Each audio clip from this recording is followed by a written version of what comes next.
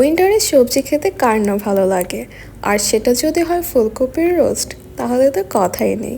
আজকের ভিডিওতে থাকছে ফুলকপির রোস্টের recipe. So welcome to now amazing days where life is all about making now amazing. So চলুন দেরি না করে আমরা ভিডিওতে চলে যাই। রান্না শুরু করার আগে আমি কিছু কাজু বাদাম, কিশমিশ এবং পেঁয়াজ বেরেস্তা হালকা পানি দিয়ে ব্লেন্ড করে নেব।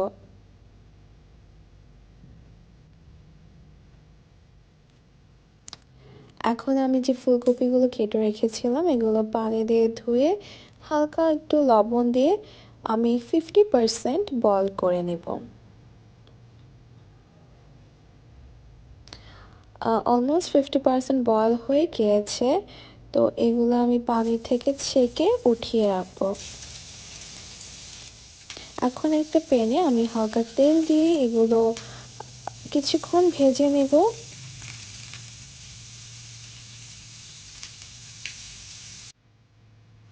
যখন হালকা বাদামি কালার হয়ে উঠবে তখন নামিয়ে ফেলবো। আরেকটা প্যানে কিছু দারচিনি এবং এলাচ এবং পেঁয়াজ আমি ভেজে নিচ্ছি, সাথে কিন্তু পেঁয়াজ বাটাও দিতে হবে। এটা ভাজা ভাজা হয়ে আসলে একদম অল্প পরিমাণে আদা রসুন পেস্ট দিতে হবে, যেহেতু এটা ফুলকপির রোস্ট তাই পরিমাণটা কিন্তু কম হবে।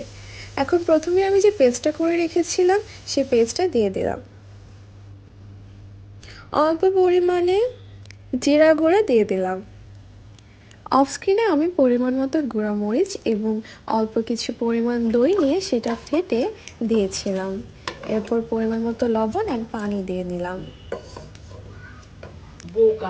যেহেতু আমি ভিডিও করতে ভুলে গিয়েছিলাম, সেটাই আমি আমার মাকে বলছিলাম, এর জন্য আমার মা আমাকে বললো বোকামে। আমার মা কিন্তু আমাকে রেসিপিটা তৈরি করতে অনেক হেল্প করেছে। পানিটা ফুটে আসার পর আমি ফুলকপিগুলো ঢেলে দিলাম।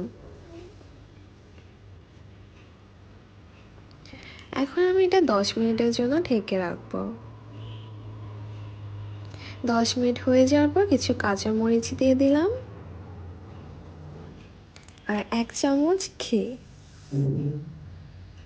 ঘিতে কিন্তু ফ্লেভারটা অনেকটা বেড়ে যাবে। ফুলকপির রোস্ট অলমোস্ট রেডি। নামানোর আগে জাস্ট একটু চিনি দিয়ে নিলাম। এটা কিন্তু আপনারা স্কিপ করবেন না, কারণ চিনি দিলে এটার টেস্টটা আরও বেড়ে যাবে।